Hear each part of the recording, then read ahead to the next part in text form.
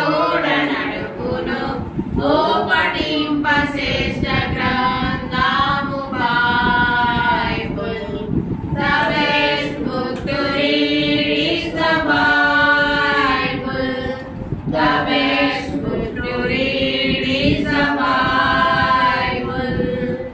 If you read it every day, if you help you all the way, oh, the best book to read is the Bible.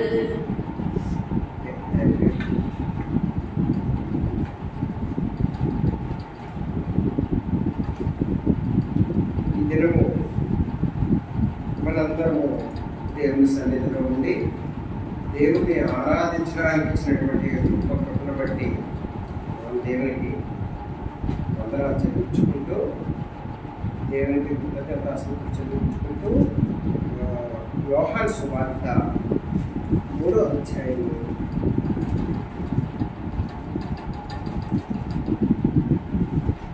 16-17 వచనాలు చదువుతాం. దేవుడు లోకమును ఎంతో ప్రేమించెను కాగా ఆయన తన ద్వితీయ కుమారుడిగా పుట్టిన వాడి విశ్వాసముంచు ప్రతి వాడును నశింపక నిత్య జీవము పొందునట్లు ఆయనను అనుగ్రహించెను. లోకము తన కుమారుని ద్వారా రక్షణ పొందుటకే గాని లోకమునకు తీర్పు తీర్చుటకు దేవుడు ఆయనను లోకములోనికి పంపలేదు. చిన్న ప్రార్థన చేసుకొని నడిపింపు కోసం స్టార్ట్ చేస్తాం. దేవా యేసయ్య పరిశుద్ధుడా దేవా మేము ఆరాధన సిద్ధపడుతుందిగా ఆయన మీ నామములో ప్రభా ఆయన దేవా మేమంతా కూడా ప్రార్థన చేసుకుంటాం. మా ప్రార్థన విని సమాధానం తెచ్చి మీ మాటలు వస్తే మా మాటలు తెచ్చి దేవా జ్ఞానం కలిగినటువంటి గొప్ప దేవుడు. మేము జ్ఞానం లేనటువంటి వాళ్ళు ప్రభా నైనా మీ అనుగ్రహంతో ప్రభా మేము ఏదైనా చేయగలం ప్రభా నైనా మీరు మమ్మల్ని దీవించి ఆశీర్వదించండి. దేవా ఏ మాటలు వస్తే మా మాటలు తెచ్చి వినే శక్తిని గ్రహించే శక్తిని బిడ్డలకు దయచేయండి. స్వాధీనంలో ఉంచుకుని దేవా మీరే దీవించి ఆశీర్వదించమని యేసుక్రీస్తు శ్రేష్టమైన నామములో ప్రార్థించి అడిగి వేడుకుంటున్నాం. ఆమేన్. అయితే ఇది చాలా ఫెమిలియర్ అయినటువంటి వాక్యం. మనం ఎక్కువగా చదువుతుంటాం, ప్రతిసారి కూడా వింటూ ఉంటాం. ఇది యోహాను సువార్తలో 3వ అధ్యాయంలో 16వ వచనము, దేవుడు లోకమును ఎంతో ప్రేమించెను కాగా ఆయన తన ద్వితీయ కుమారునిగా పుట్టిన వారి యందు విశ్వాసముంచు ప్రతి వాడును నశింపక నిత్య జీవము పొందినట్లు ఆయనను అనుగ్రహించెను. లోకము తన కుమారుని ద్వారా రక్షణ పొందుటకే గాని లోకమునకు తీర్పు తీర్చుటకు దేవుడు ఆయనను లోకములోనికి పంపలేదు. చూడు, దేవుడు లోకాన్ని ఎంతో ప్రేమించాడు కాబట్టి తన అద్వితీయ కుమారుడిని ఈ లోకంలోకి పంపించాడు. మానవ రూపంలో మనిషి ఆకారంలో పుట్టించి ఈ లోకానికి పంపించి తన ద్వితీయ కుమారుడిని పుట్టిన ఆయన యందు ఎవరైతే విశ్వాసం వస్తారో ప్రతి వారు నశించుకోకుండా వాళ్ళు పరలోకానికి వారసులు అయ్యేటట్లుగా, వాళ్ళు నరకానికి వారసులు కాకుండా ఉండడానికి ప్రతి వాడు కూడా నశించిపోకుండా నిత్య జీవం పొందడానికి, అంటే పరలోకానికి వారసులైనట్లుగా పరలోకంలో ఉండేటట్లుగా ఆయనను అనుగ్రహించారు. మనం ఎవరి మీద విశ్వాసం ఉంచాలంటే తన పంపించినటువంటి కుమారుని మీద, తన ద్వితీయ కుమారుడైనటువంటి యేసుప్రభుని లోకానికి దేవుడు పంపించాడు. అతని మీద ఎవరైతే విశ్వాసం ఉంచుతారో వాళ్ళు నశించిపోకుండా నిత్య జీవం ఉంచినట్లుగా దేవుడు అనుగ్రహిస్తాడు. ఇంకేమన్నారు? లోకము తన కుమారుని ద్వారా రక్షణ పొందడానికే కానీ లోకమునకు తీర్పు తీర్చుటకు దేవుడు ఆయనను లోకమునకు పంపలేదు. ఆయన మనం తీర్పు తీర్చడానికి పంపించలేదండి. ఆయన ద్వారా మనము రక్షణ పొందడానికి దేవుడి లోకానికి పంపించాడు. తన కుమారుడిని, తన ద్వితీయ కుమారుడిని ఎంతో ప్రేమతో ప్రేమించినటువంటి తన కుమారుడిని లోకానికి దేవుడు ఎందుకు పంపించాడంటే నీకు నాకు రక్షణ లేక పాపంలో పడి ఉన్నటువంటి మనల్ని ఆ పాపం నుండి తీసివేసి ఆ పాపం నుండి కడిగి మనల్ని పవిత్రులుగా చేయడానికి ఆయన ఈ లోకానికి వచ్చాడు. ఈ లోకానికి దేవుడు ఎందుకు వచ్చాడంటే నీ మీద నా మీద చూపిస్తున్నటువంటి ప్రేమను బట్టి ఆయన ఈ లోకానికి వచ్చాడు. అదనమాట ఆయన రావడానికి కారణం ఏంటంటే ఆయన శాశ్వతమైనటువంటి ప్రేమతో. అందుకే అంటాడు ఇర్మియా 31వ అధ్యాయము 3వ వచనం. చాలా కాలం కిందట యెహోవా నాకు ప్రత్యక్షమై ఇట్లే, నేను శాశ్వతమైన ప్రేమతో నేను ప్రేమించుచున్నాను కనుక విడువక ఎడబాయక నీ ఎడల చూపుచున్నాను. ఆయన మనల్ని శాశ్వతమైనటువంటి ప్రేమతో ప్రేమిస్తున్నాడు. కాబట్టి ఎంత ప్రేమ అంటే చాలా ప్రేమతో ప్రేమిస్తున్నాడు. ఎంత అంటే అతను నీ కొరకు నా కొరకు ప్రాణం పెట్టడానికి ఆయన ఈ లోకానికి రావడానికి ఇష్టపడినంత ప్రేమతో ప్రేమిస్తున్నాడు. అంటే నీ కొరకు నా కొరకు ఆయన చనిపోవడానికి ఇష్టపడ్డాడు. ఆయన చనిపోయి శాశ్వతమైన ప్రేమతో ప్రేమించిన పరిస్థితి అలా ఉంటుంది. ఒకసారి ఒక ముస్లిం ఆవిడ పిక్కలు బడ్డీలో పనిచేస్తున్నటువంటి ఆవిడకి ఎవరు చెప్పారు, అమ్మ నీ మనవడు ట్రైన్ పడి చనిపోయాడు. చెప్పినప్పుడు ఆమె ఇంకా ఏడ్చుకుంటూ పరిగెట్టి వచ్చేసింది అక్కడికి వచ్చి అక్కడ పిల్లోడు ఎవరో చనిపోయారు అనుకుంటున్నారు అందరూ. అక్కడికి వచ్చి ఆ ముక్కలు అయిపోయాడు. అన్నీ ఒక దగ్గర పెట్టేసింది ఆ ముక్కలన్నీ. ఇంకా అదే స్పీడ్ ఆ పిల్లడి మీద చూపిస్తున్న ప్రేమ శాశ్వతమైన ప్రేమ. దేవుడు కూడా అసలు చచ్చిపోయింది మనోడు కాదు. తర్వాత తెలిసింది ఆమె చాలా సంతోషించింది. అవన్నీ ఒక దగ్గర పెట్టింది కానీ కామన్గా మనం పట్టుకోలేము. కానీ అలాగే ముక్కలు అయిపోయిన ఆ పిల్లడిని అవంతా ఒక దగ్గర పెట్టింది, ఏడుస్తుంది. అంటే అంత ప్రేమతో ప్రేమిస్తుంది. దేవుడు కూడా ఈ లోకమంతా పాపంలో కలిసిపోవడం చూసి నీ కొరకు నా కొరకు ఆయన తన బిడ్డను పంపించాడు, తన కుమారుని పంపించాడు, అద్వితీయ కుమారుని పంపించాడు. తన ఎంతో అల్లారముగా ప్రేమిస్తున్నటువంటి యేసు ప్రభుని ఈ లోకానికి పంపించాడు. ఎందుకు పంపించాడంటే మనల్ని దేవుడు శాశ్వతమైన ప్రేమతో ప్రేమిస్తున్నాడు. కాబట్టి ఆయన ప్రేమించినప్పుడు ఏమవుతుంది, మనము నరకానికి వెళ్ళిపోతామేమో, మనం పరలోకానికి రాలేమేమో, మన పరలోకానికి వారసులం కామేమో అనే ఉద్దేశంతో నరకంలో మనము పడినటువంటి ఆ బాధ చూడలేక నరకంకి వెళ్ళిన పరిస్థితి ఎలా ఉంటుంది, నరకంలో అగ్ని వండుతూ ఉంటుంది. అగ్నిలో మనల్ని పడివేస్తారు. అక్కడ రంపాలతో కోస్తుంటారు, అక్కడ సులుతో పొడుస్తుంటారు, అక్కడ అగ్ని ఆరతో పురుగు సాగదు. ఏంటి అందరూ ప్రతి ఒక్కరు ఎప్పుడు ఆడదట అలా కాలుతూ ఉంటుంది. మనం అగ్నిలో పడి అలా మన లైఫ్ అంతా అక్కడ అలా ఏడుపు మరణంతోనే ఉంటాం. అలాంటి పరిస్థితులను మనల్ని తప్పించడానికి దేవుడు ఏం చేశాడంటే తన ద్వితీయ కుమారుడిని పంపించి ఎంతో ప్రేమ చూపించాడు. కాబట్టి అంటున్నాడు దేవుడు, అంటాడు నేను శాశ్వతమైన ప్రేమతో ప్రేమిస్తున్నాను కాబట్టి నిన్ను విడువను ఎడబాయక నా కుమారుడిని నీ కొరకు పంపిస్తున్నాను, ఈ లోకానికి పంపించాడు.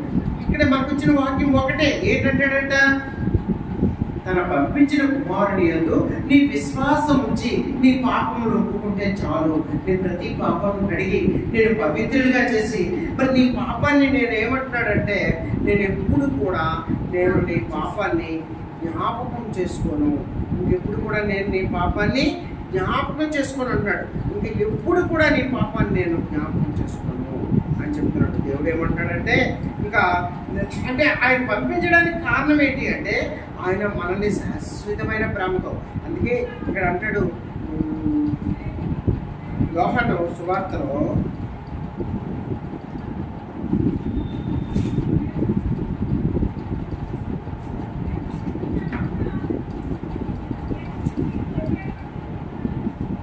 మొదటి యోహాను వస్తుంది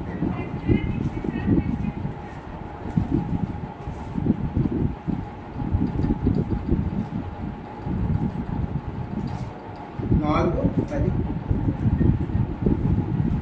దేవుని ప్రేమించడమని కాదు, మనము దేవుణ్ణి ప్రేమించడం కాదు కానీ మనల్ని ప్రేమించి పాపములకు ప్రాయశ్చిత్తమై ఉండుటకు తన కుమారుని పంపెను. చూసారా? ప్రేమ ఇది మనము చూడండి, మనము దేవుణ్ణి ప్రేమించితమని కాదు, తానే మనల్ని ప్రేమించి మన పాపములకు ప్రాయశ్చిత్తమై ఉండుటకు తన కుమారుని పంపారు. ఇందులో చూసారా, కుమారుణ్ణి మన కొరకు పంపించాడు.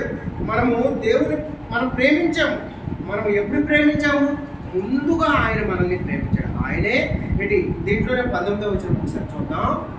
ఆయనే మొదట మనల్ని ప్రేమించిన కనుక మనము ప్రేమించుతున్నాము. చూసారా, మొదట ఆయనే మనల్ని ప్రేమించాడు. కాబట్టి మనం ప్రేమిస్తున్నాం. ఆయన మన పాపములను ప్రాయశ్చిత్తం చేయడానికి ఆయన దేవుడు ఏంటంటాడు? దేవుని మనం ప్రేమించామని కాదు కానీ తానే మనల్ని ప్రేమించి మన పాపములను ప్రాయశ్చిత్తమై ఉండడానికి తన కుమారుని పంపారు. ఎందుకంటే ఆయన అంత నిన్ను నన్ను కూడా తన కుమారునితో సమానంగా ప్రేమిస్తున్నాడు. నీవు నేను కూడా అతని కుమారుడమే, అతని బిడ్డలమే. కాబట్టి దేవుడు మనల్ని అంత ప్రేమతో ప్రేమించి మన కొరకే తన కుమారుడే పంపించినటువంటి గొప్ప విశేషం ఏంటి అంటే అది అసలు మనం మర్చిపోలేకూడదు. ఎందుకంటే నీ కొరకు నా కొరకు తన కుమారుడిని పంపించి ఈ లోకానికి తను కలువరిశిలువలో సిలువ వేయబడ్డానికి ఆయన ఇష్టపడ్డాడు.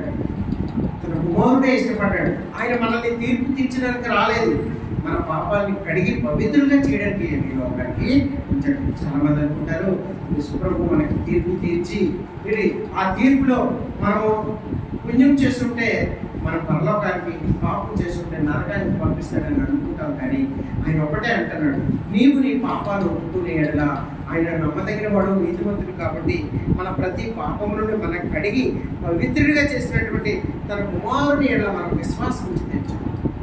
నా దేవుడు యేసయ్య నా కొరకు వచ్చాడు, నా కొరకు ఈ లోకానికి వచ్చాడు, నా కొరకే ప్రాణం పెట్టాడు. నా సిలువలో నా కొరకై సిలువ వేయబడ్డాడు. ఆ సిలువలో మేకులు కొట్టబడ్డాయి. ఆ సిలువలో బల్లెంతో కూడా పొడిశారు. ఆ ములి కిరీటం పెట్టారు. చివరి రక్త పొట్టి వరకు నా కొరకు కార్చాడు. అని మనం అయితే ఎందుకంటే మనకి ఎందుకు అసలు ఆయన ఈ లోకానికి పంపించాడంటే ఎందుకు వచ్చాడు అంటే యోహాను సువార్తలో ఒకసారి యోహాను సువార్త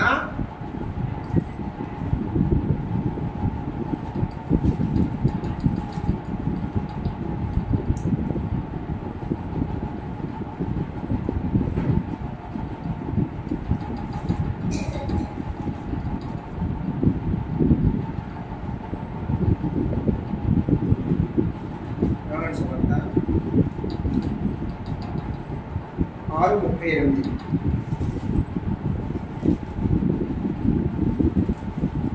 నా ఇష్టము నెరవేర్చుకుంటకు నేను రాలేదు, నన్ను పంపిన వారి చిత్తము నెరవేర్చుటకే పరలోకము నుండి దిగి వచ్చింది.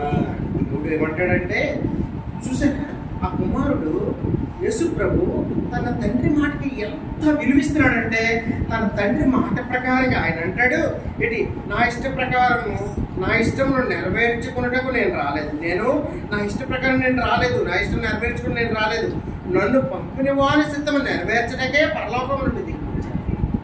కుమారుడు అంటాడు యేసు ప్రభు నా తండ్రి చిత్తం ఏంటి? ఆయన మన పాపముల నుండి అడగడమే, మనల్ని ఇంకేంటి అంటే ఆ పాపముల నుండి అడగడమే కాకుండా ఇంకా దీంట్లో 40వ వచనం ఒకసారి కుమారుని ఆయన విశ్వాసం ప్రతి వాడును నిత్య జీవం పొందుటయే నా తండ్రి చిత్తము.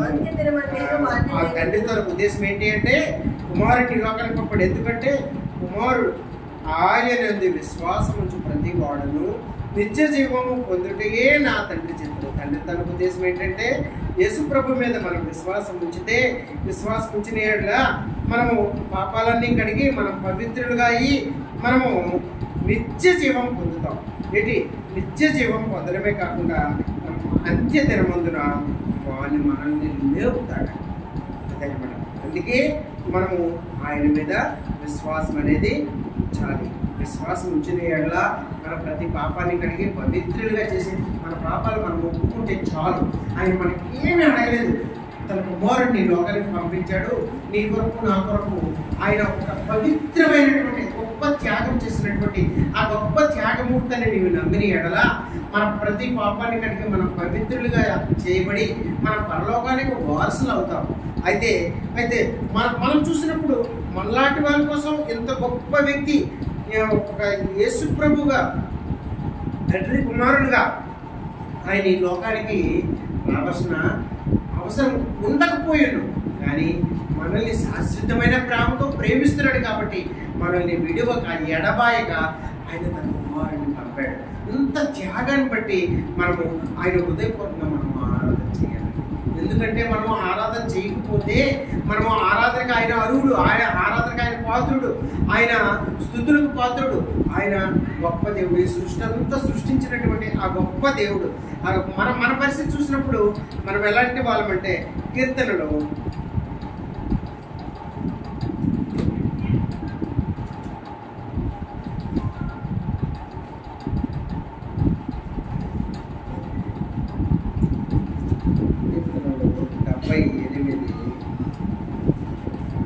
కీర్తనలో 78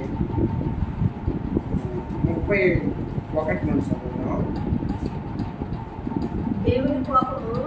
దేవుని కోపము వారి మీద దిగును, వారిలో బలిసిన వారిని ఆయన సంహరించను, ఇశ్రాయేలు ఎవరును ఉంచను. ఇంకా 34 నుండి 36 వరకు వారిని ఆయన సంహరించినప్పుడు వారు ఆయన వెదికిరి, వారు తిరిగి హృదయపూర్వకంగా దేవుడి ప్రతిమానుకునేది.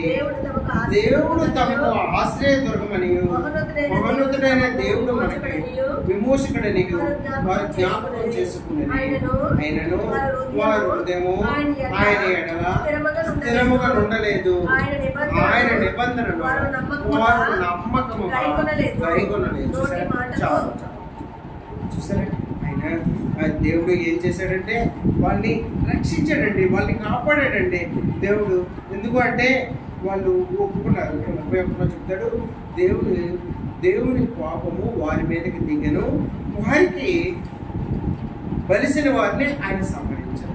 ఇశ్రాయేలులో ఎవరు దేవుడు ఎప్పుడైతే చాలా మందిని సంహరించాడో, చాలా మంది చనిపోయారో, చనిపోగానే వాళ్ళు వెంటనే ఏం చేశారు, వాళ్ళు సంహరించినప్పుడు వారు ఆయన్ని వెతికారు. అప్పుడు దేవుడిని వెతికారు. ప్రభువా మమ్మల్ని కాపాడు, మమ్మల్ని రక్షించు, మా పాపం నుండి మమ్మల్ని రక్షించి మా ప్రాణం నిలబెట్టు అని వాళ్ళని వెతికినప్పుడు ఏంటి, వారు తిరిగి హృదయపూర్వకంగా దేవుని బ్రతిమాలుకున్నప్పుడు దేవుడు తమకు ఆశ్రయ దుర్గమనియు మహోన్నతుడైన దేవుడు తమకు విమోచకుడనియు వారు జ్ఞాపకం చేసుకుంటారు. చూడండి, మన జీవితంలో, మన నిత్య జీవితంలో కూడా అదే జరుగుతూ ఉంటుంది. మనము ఎన్ని పనులు చేసినా మన కష్టాలు వచ్చినప్పుడు మళ్ళీ మనం మోకరిస్తాం, మనం ప్రార్థన చేస్తాం. ప్రభువా నా పాపాలు క్షమించు, ప్రభువా నా తెలియక చేశాను, నన్ను కాపాడు నన్ను అని మళ్ళీ బ్రతిమాలుకుంటాం. దేవుడు ఏం చేస్తాడు, దేవుడు మనల్ని అనారోగ్యంతో ఉన్నటువంటి మనల్ని ఆరోగ్యాన్ని ఇస్తాడు. మన కష్టాల్లో ఉన్నప్పుడు ఆ కష్టాలు తీసివేసి మంచిగా మనల్ని నడిపిస్తాడు. కానీ మానవ స్వరూపాన్ని మళ్ళీ మనం చూపించుకుంటాం. ఎలాగా అంటే మళ్ళీ లోకరీతిగా నడుచుకుంటాం, లోకం వైపు చూస్తాం. అలాగే ఈ ఇశ్రాయేలు ప్రజలు కూడా ఏం చేశారంటే 36లో ఆయన వారి హృదయము ఆయన ఎడల స్థిరముగా ఉండలేదు. ఇంత దేవుడు చేశాడా, వాళ్ళని కాపాడాడు, వాళ్ళని రక్షించాడు.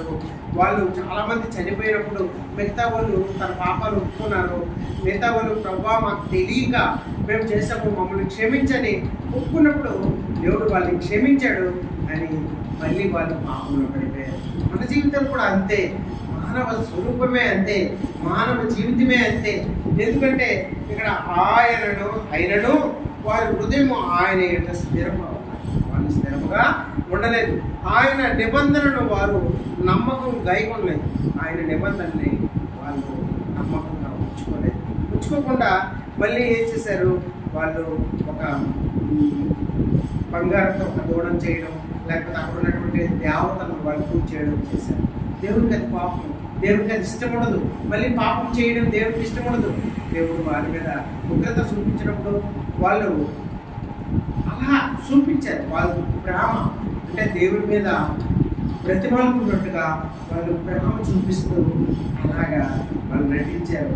కానీ దేవుడికి తెలుసు నా అంతరంగాలు, నా హృదయంలో ఎలాంటి స్వభావం కలిగి ఉన్నామో, ఎలాంటి వాళ్ళమో అని దేవుడికి తెలుసు. అందుకే దేవుడు మనల్ని ప్రతి విషయం కూడా దేవుడికి తెలుసు. మన జీవితంలో మనం ఎలా ఉన్నామో, ఏం చేస్తున్నామో అన్నీ తెలుసు అనమాట. దీంట్లో 40 ఒకసారి చదువుదాం. అరణ్యమున వారు ఆయన మీద ఎన్ని మారులో తెగబడింది, ఎడారి యందు ఆయన ఎన్ని మారులో దుఃఖపెట్టింది. మాటి మాటికి వారు దేవుని శోధించింది. మాటి మాటికి ఇశ్రాయేలు పరిశుద్ధ దేవునికి చూసారు. దేవునికి హింసపెట్టి సుదిలేరండి. దేవునికి మామూలు వదలలేదు. దేవుడు వాళ్ళకి కావలసినవన్నీ కూడా వాళ్ళకి సమకూర్చాడు. దేవుడు అంత గొప్ప దేవుడు. కానీ దేవుడికి వాళ్ళు ఏం చేశారంటే, వాళ్ళు అరణ్యంలో వాళ్ళు ప్రయాణం చేసినప్పుడు, ఐగుప్తు నుండి వాళ్ళు వచ్చినప్పుడు, ఐగుప్తు నుండి మోషే అధ్యక్షతను వాళ్ళు నడిపిస్తున్నప్పుడు, ఆ అరణ్యంలో వాళ్ళు నడుస్తున్నప్పుడు ఆ దేవుని ఎంతో దేవుని మీద తిరగబడ్డారు. ఎడారి యందు ఆయన మీద ఎన్నో మార్లు దుఃఖపెట్టారు.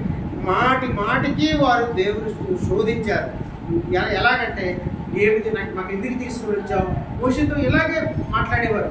మాకు తీసుకుని వచ్చావు, సరైన నీరు లేదు, మాకు సరైన ఆహారం లేదు అంటే మోషే ప్రార్థన చేసేవాడు. ప్రార్థన చేస్తే మన్నాను దేవుడు కురిపించాడు. మన్నా అంటే అది మామూలు మానవులు తినేది కాదు. ఆహారం పరలోకంలో ఉన్నటువంటి దేవతలు తినేటువంటి ఆ మన్నాను కురిపించాడు. మన్నాను కొన్ని రోజులు తిన్న తర్వాత దానికి విసిగిపోయి సరే మాకు ఎప్పుడు మాంసం లేదు, మాకు ఎప్పుడు మాంసాహారం లేదు అని దేవుడి మీద తిరగబడ్డప్పుడు దేవుడు మళ్ళీ మోషే ప్రార్థన చేస్తే దేవుడు వాళ్ళకి కావాల్సినంత మాంసాన్ని ఇచ్చాడు. ఎలా ఇచ్చాడు? ఊరటి బిడ్డల్ని కావాల్సినవి ఇచ్చాడు. వాళ్ళు పట్టుకొని విపరీతంగా తినేవారు. అయితే అది కూడా మర్చిపోయి దేవుడి మీదకి తిరగబడడం మొదలెట్టారు. అంటే మానవ స్వరూపం అది, మానవ స్వభావం అది.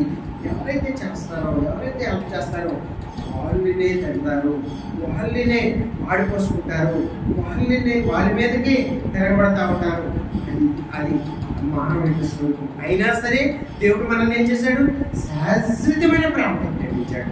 శాశ్వతమైన ప్రేమతో నన్ను ప్రేమించాడు. కాబట్టి తన అద్వితీయ కుమారుని లోకానికి పంపించి, అద్వితీయ కుమారుని నీ కొరకు నా కొరకు పరమశిలువలో సిలువవేయడానికి, ఆయన రక్తం కార్చడానికి, ఆయన నీ కొరకు నా కొరకు ప్రాణం పెట్టడానికి ఆయన ఇష్టపడి ఈ లోకానికి వచ్చాడు. కాబట్టి ఎందుకు అంటే మనం నిత్య జీవం పొందడానికి, ఏంటి ఆయన తండ్రి యొక్క చిత్తము నెరవేర్చడానికి కుమారుడు ఈ లోకానికి వచ్చి ఆయన కలువరిశిలో సిలువ వేయబడి నీకు నాకు నిత్య జీవం ఇవ్వడానికి ఆయన చేసినటువంటి ఆ గొప్ప సిలువ యాగమును బట్టి మనము ఆయన హృదయపూర్వకంగా మనం ఆయన స్తుతించాలి, ఆరాధించాలి.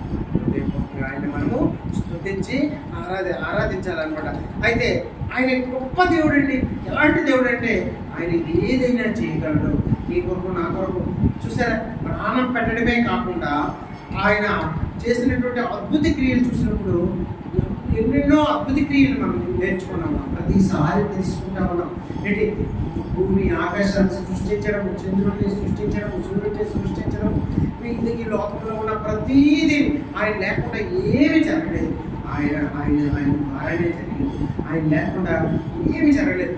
అందుకే ఆయన లేకుండా ఎప్పుడు కూడా ఏది కూడా జరగలేదు. ఇంకా అంటాడు ఏంటి?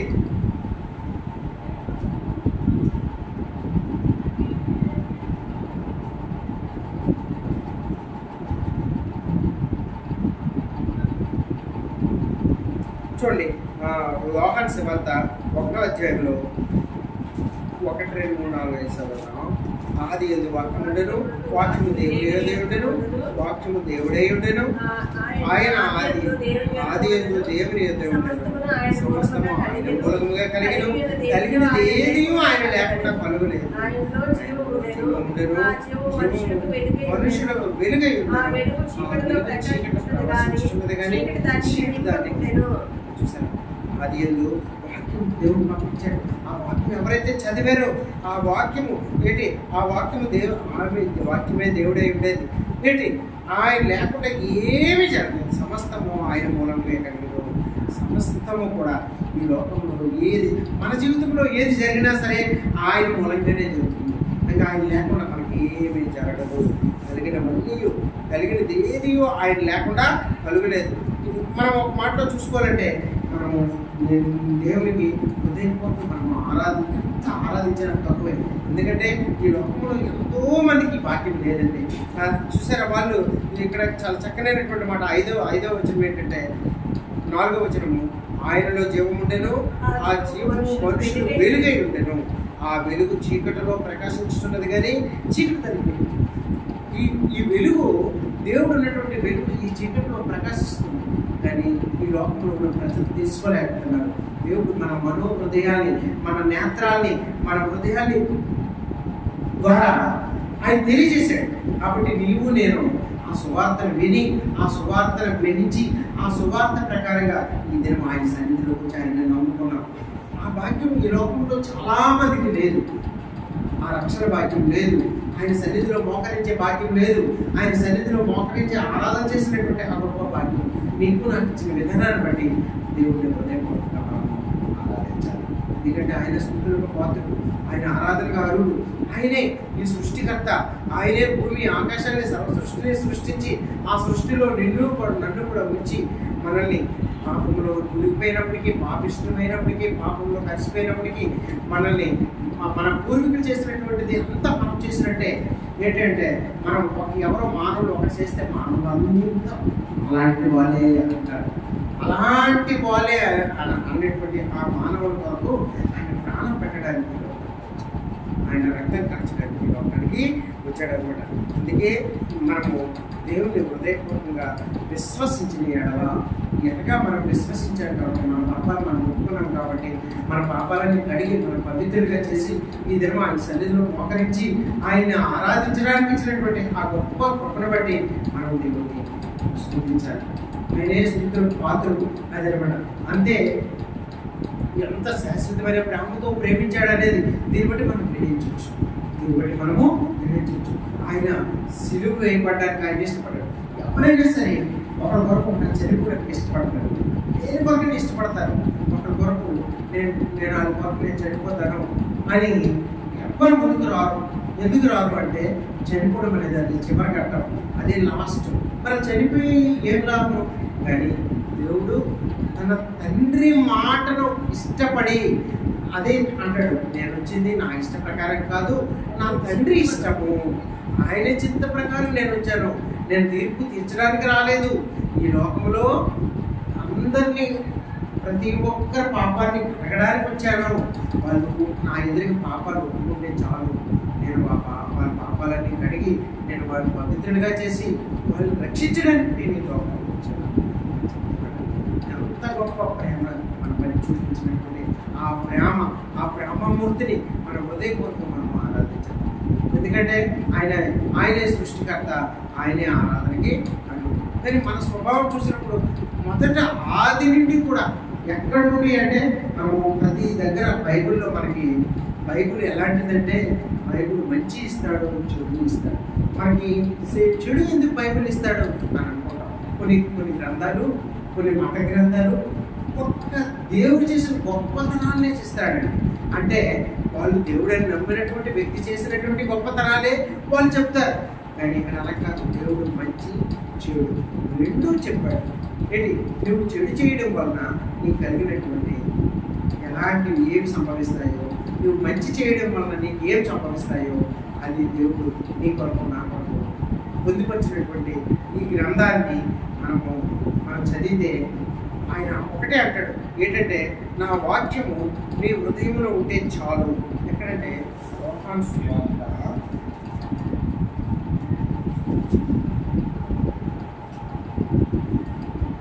6వ అధ్యాయము 6వ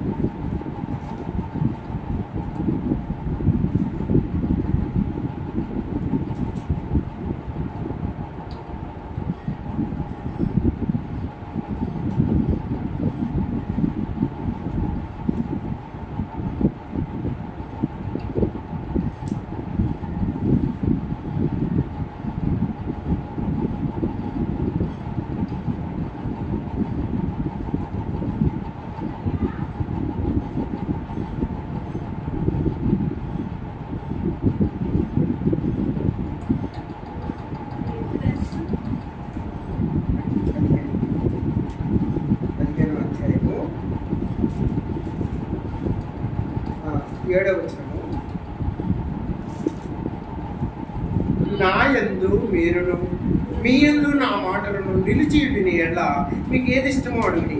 అలాగే తండ్రిని నన్ను ఎలా ప్రేమించనో 8వ వచనంలో చెప్తాడు, మీరు బహుగా ఫలించడం వలన నా తండ్రి భయపరచబడును, అందువలన మీరు నా శిష్యులు అవుదురు. తండ్రి నన్ను ఎలా ప్రేమించను నేను మిమ్మల్ని అలాగే ప్రేమించును. నా ప్రేమయందు నిలిచి ఉండి నా ప్రేమయందు నిలిచి ఉండు. ఆయన ప్రేమయందు మనం నిలిచి ఉండాలంటే మనము ఆయన మాటల్ని మన హృదయంలో ఉండాలి. మనం రోజు వాక్యం చదువుకొని రోజు ప్రార్థన చేసుకుంటే ఆయన వాక్యం మన హృదయంలో ఉంటే మన హృదయము ఆయన మన హృదయంలో నిలుస్తూ ఉంటాడు, మన హృదయంలో ఉంటాడు. మన ప్రతి పాపాన్ని కూడా ఆయన కడిగి మనల్ని పవిత్రంగా చేసినటువంటి ఆ గొప్ప దేవుణ్ణి ఆయన ఒకటే అంటాడు, ఏంటి అంటే మీరు నా మాటలు మీలో ఉంచండి, మీ హృదయంలో ఉంచండి, మీరు చదవండి, మీరు ప్రార్థన చేసుకోండి, మీరు అప్పుడు నేను మీలో ఉంటాను, మీ ప్రతి పాపాన్ని నేను పడుతాను. అదే కాకుండా నేను ఏమంటాడంటే ఆయన ఎప్పుడు కూడా ఆయనలో మనం నిలవాలి, అతను మనలో నిలిచి ఉంటాడు. ఆయన మనం నిలవాలంటే మనము రోజు ప్రార్థన చేసుకునే వాక్యము చదవాలి. వాక్యమే, ఎందుకంటే ఆదియందు దేవుడు వాక్యమే దేవుడు కాబట్టి ఆ దేవుడు ఆదియందు ఇచ్చినటువంటి ఆ వాక్యం ఇప్పటికీ కూడా ఆ వాక్యము ద్వారానే ఆ వాక్యాన్ని అనుసరించి మన జీవితాలు నడవాలి. ఆ ప్రకారంగానే మనము నడుచుకోగలిగినప్పుడు దేవుడు ఎంతగానో మనల్ని ఆశీర్వదిస్తాడు, దీవిస్తాడు. మనం నరకానికి వాసన అవ్వకుండా మనల్ని కాపాడడానికి తన కుమారుడిని, తన ద్వితీయ కుమారుడిని పంపించినటువంటి దేవుడు నీ కొరకు నా కొరకు ఏదైనా చేయగలడు, తన సర్వస్వాన్ని ఇచ్చాడు. కాబట్టి మనము దాన్ని బట్టి మనము హృదయపూర్వకంగా మనము ఆరాధించాలి. ఏంటి అంటే దేవుడు మనకి శాశ్వతమైన ప్రేమతో ప్రేమించాడు కాబట్టి ప్రభువా నువ్వు చూపిస్తున్నటువంటి ఈ ప్రేమను బట్టి హృదయపూర్వకంగా నిన్ను ఆరాధిస్తున్నానని ఆరాధించాడు. మొదట మనల్ని ఆయనే ప్రేమించాడు కాబట్టి ఆయన తన ద్వితీయ కుమారుని లోకానికి పంపించాడు కాబట్టి ప్రభువా నీ కుమారుని పంపించి మా ప్రతి పాపం నుండి మమ్మల్ని తీసివేసి మమ్మల్ని పవిత్రులుగా చేసి మమ్మల్ని మాకు రక్షణ ఇచ్చినటువంటి గొప్ప దేవుడు నీవే అని మనం ఆరాధన చేయాలి. ఇంకా అదే కాకుండా ఆయన నమ్మకమైనటువంటి దేవుడు కాబట్టి ఆయన నమ్మకమైనటువంటి దేవుడు నీ కొరకు నా కొరకు ఇచ్చినటువంటి గొప్ప కృపను బట్టి నిత్య జీవం ఇచ్చినటువంటి ఆ నిత్య జీవమును బట్టి ఆయన హృదయపూర్వకంగా మనము ఆరాధన చేయాలి. ఒకరి తర్వాత ఒకరము చెప్తాం ఆరాధన చేయాలి. ముందుగా వరండాలో ఉన్నవారు, తర్వాత రూమ్లో ఉన్నవారు